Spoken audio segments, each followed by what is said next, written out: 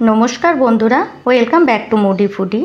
आज आमी आपनादेर साथे इफ्तार स्पेशल आलू दिए 4टी स्नैक्सर रेसिपि शेयर करे देखाबो। और ये रेसिपिगुलो बानानो खूबई सहज। तो चलुन बंधुरा रेसिपिटी शुरू करी। तो सबार प्रथम आमी आलुर चप बानाबो। तार जोन्नो आमी एकटा कड़ाइये 1 टीस्पून तेल के गरम करार जोन्नो रेखे दिएछि।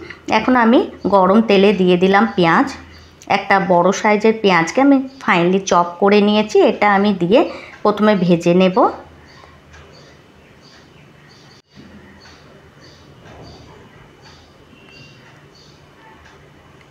এখন পেঁয়াজ একটু ভাজা হলে আমি এর মধ্যে অ্যাড করে দেব 1 টিস্পুন আদা রসুন আর কাঁচা লঙ্কা বাটা। এটিকেও আমি ভাজা পেঁয়াজের সাথে মিক্স করে ফ্রাই করে নেব। এখন আমি এর মধ্যে অ্যাড করব 1/2 টিস্পুন হলুদ গুঁড়ো, 1/2 টিস্পুন ধনে গুঁড়ো আর 1/2 টিস্পুন জিরে গুঁড়ো। এখন আমি এর মধ্যে অ্যাড করলাম 1/2 টিস্পুন শুকনো লঙ্কার গুঁড়ো আর দুটো সেদ্ধ করা আলুকেও আমি এর মধ্যে অ্যাড করে দিলাম।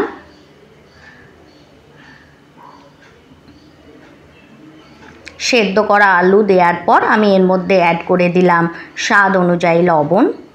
লবণ দেওয়ার পর আমি এর মধ্যে অ্যাড করলাম 1/2 টিস্পুন গরম মশলার পাউডার। এখন আমি এগুলিকে ভালো করে মিক্স করে আলুর চপের মশলাটিকে ভেজে নেব। এই সেম মশলা দিয়েও আমি চিংড়ি মাছের চপ বানিয়েও দেখাবো।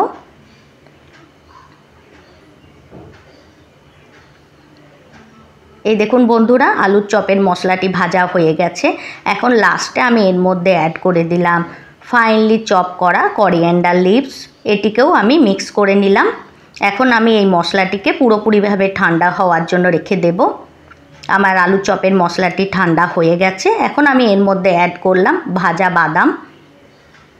ভাজা বাদাম দেওয়ার পর এর মধ্যে আমি একটা ভাজা মশলা অ্যাড করলাম 1/2 টিস্পুন ধনে, 1/2 টিস্পুন জিরে আর দুটো শুকনো লঙ্কাকে আমি শুকনো খোলায় ভেজে নিয়েছি। ভেজে ঠান্ডা করে এর পাউডার বানিয়ে নিয়েছি। এটাও আমি এই আলুর চপের মশলার মধ্যে অ্যাড করে দিলাম। এটিকে আমি মিক্স করে নিলাম। এটিকে আমি মিক্স করে নিলাম। মশলাটি আমার ভালোভাবে মিক্স করা হয়ে গেছে। এখন আমি এই আলুর চপের মশলা থেকে এই রকম গোল গোল আকারের বানিয়ে নিলাম।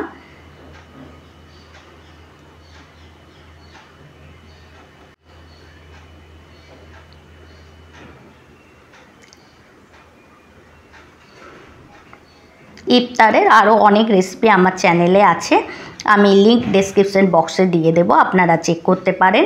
এই দেখুন আলুর চপের থেকে আলু এইভাবে আমার বানানো হয়ে গেছে। এখন আমি 1 টিস্পুন এর মধ্যে বেসন অ্যাড করার পর এইগুলিকে এইভাবে চ্যাপ্টা চ্যাপ্টা করে নিলাম।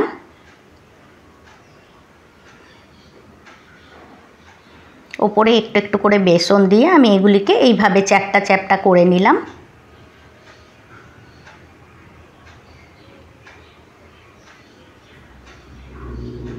আর বেসনটি আমি চেলে নিয়েছি। এইভাবেই আমি সমস্তগুলিকে বানিয়ে নিলাম।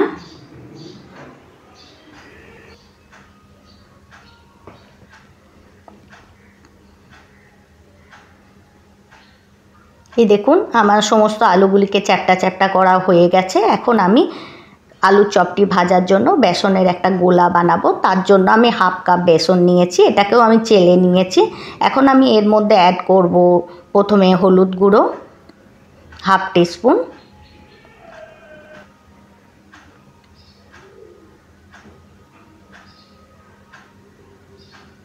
এখন আমি এর মধ্যে অ্যাড করব স্বাদ অনুযায়ী লবণ। এখন ড্রাই জিনিসগুলিকে আমি মিক্স করে নেব। তারপর অল্প অল্প করে পানি দিয়ে আমি এই ব্যাটারটি বানিয়ে নেব।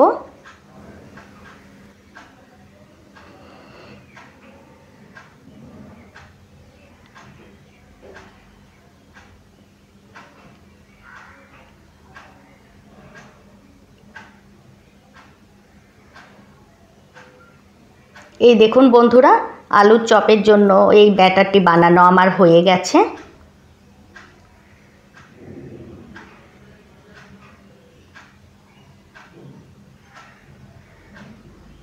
এখন আমি লাস্টে এর মধ্যে অ্যাড করব 1 পিঞ্চ খাবার সোডা। খাবার সোডাটিকেও আমি মিক্স করে নিলাম।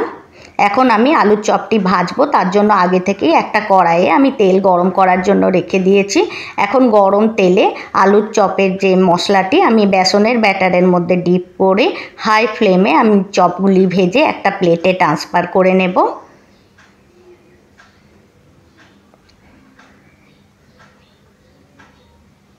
ইফতারের আরও অনেক রেসিপি আমার চ্যানেলে আছে, আমি লিংক ডেসক্রিপশন বক্সে দিয়ে দেব, আপনারা চেক করতে পারেন। একটা সাইড গোল্ডেন ব্রাউন ফ্রাই হয়ে গেলে অপর সাইডটাই আমি এইভাবেই ফ্রাই করে তুলে নেব।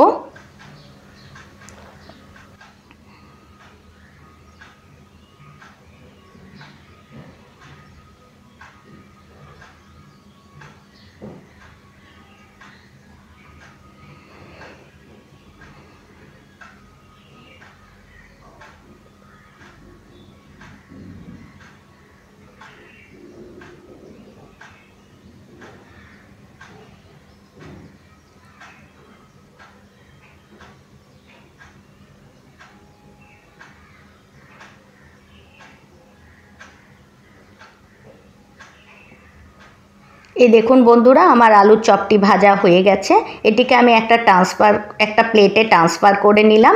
এইভাবেই আমি সমস্ত আলুর চপগুলিকে একটা প্লেটে ভেজে একটা প্লেটে ট্রান্সফার করে নেব।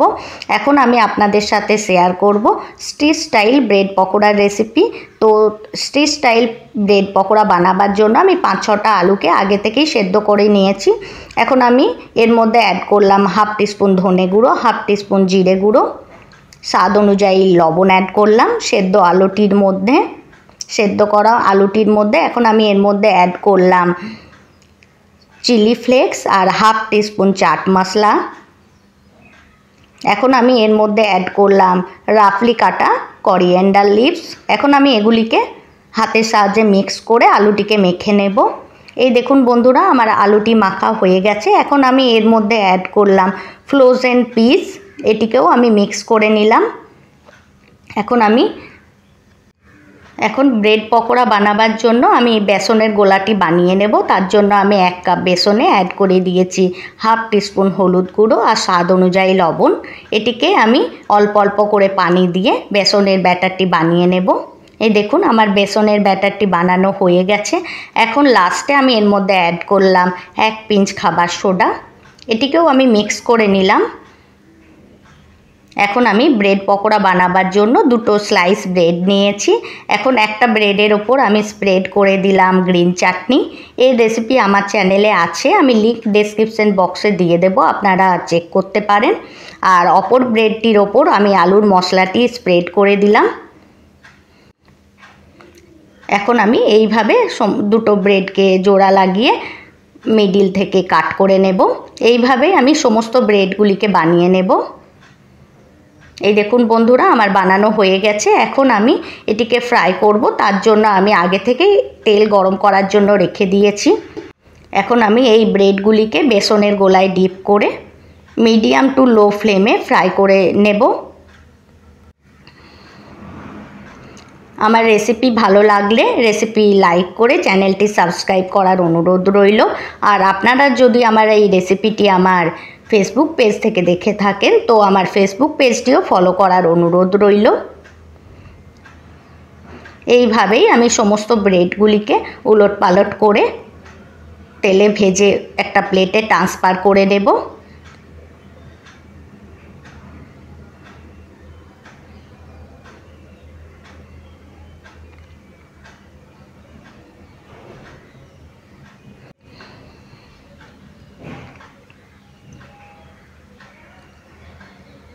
এই দেখুন বন্ধুরা, আমার একটি ব্রেড পকোড়া ভাজা হয়ে গেছে। এটিকে আমি একটা প্লেটে ট্রান্সফার করে নিলাম। এইভাবেই আমি সমস্ত পকোড়াগুলিকে বানিয়ে নিলাম। এখন আমি সেই আলুর চপের মশলাটি দিয়ে চিংড়ির চপ বানিয়ে দেখাবো, চিংড়ির চপ অথবা চিংড়ির কাটলেট বানিয়ে দেখাবো।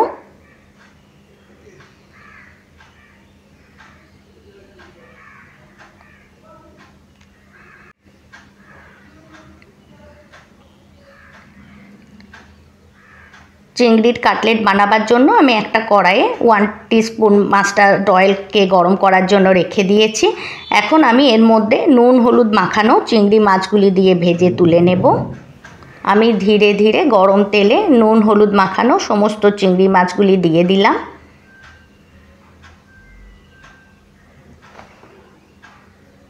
এখন আমি এগুলিকে ভেজে নেব।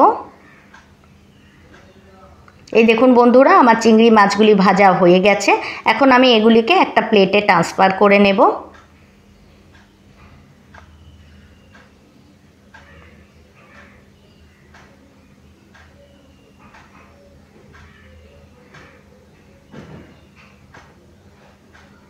এখন যে আলুর চপের মশলাটি বানিয়েছিলাম সেই মশলাটিতেই হাতের মধ্যে নিয়ে মিডিলে আমি চিংড়ি মাছগুলিকে দিয়ে এইভাবে শেপ দিয়ে দেব। এইভাবেই সমস্ত চিংড়ি মাছের কাটলেটগুলির আমি শেপ দিয়ে দেব। এখন আমি এগুলিকে কোট করব। তার জন্য আমি একটা ডিম নিয়েছি আর ব্রেড ক্রাম্বস নিয়েছি। এখন আমি ডিমের মধ্যে অ্যাড করলাম স্বাদ অনুযায়ী লবণ, আর ব্রেড ক্রাম্বসের মধ্যেও অ্যাড করলাম স্বাদ অনুযায়ী লবণ। এখন আমি ডিমের মধ্যে 1 টিস্পুন কর্নফ্লাওয়ার অ্যাড করলাম। কর্নফ্লাওয়ারটিকে আমি ডিমের মধ্যে মিক্স করে নিলাম। এইভাবে অ্যাড করলে চিংড়ি মাছের কাটলেটগুলি খুলে যাবে না।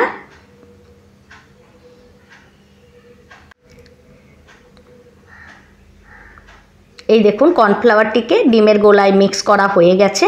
এখন আমি চিংড়ি মাছের কাটলেটগুলিকে প্রথমে ডিমের গোলায় ডিপ করার পর ব্রেড ক্রাম্বসে কোট করে নেব।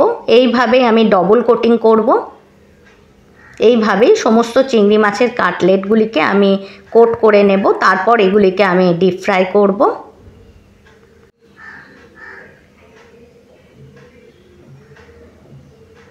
ডিপ ফ্রাই করার জন্য আগে থেকেই আমি তেল গরম করার জন্য রেখে দিয়েছি। আর এদিকে আমার চিংড়ি মাছগুলিকেও কোটিং করা হয়ে গেছে। এখন আমি গরম তেলে মিডিয়াম টু লো ফ্লেমে সমস্ত চিংড়ি মাছগুলি দিয়ে ভেজে তুলে নেব। এগুলিকে আপনারা ফ্রোজেন বানিয়েও ডিপ ফ্রিজে রাখতে পারেন।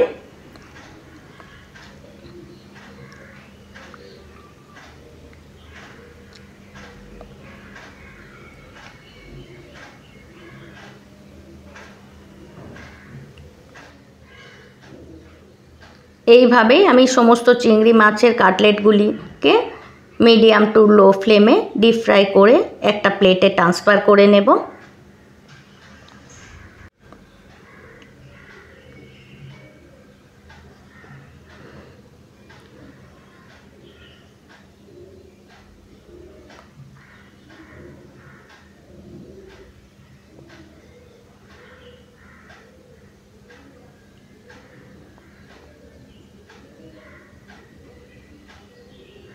এই দেখুন বন্ধুরা, আমার একটি চিংড়ি মাছের কাটলেট ভাজা হয়ে গেছে।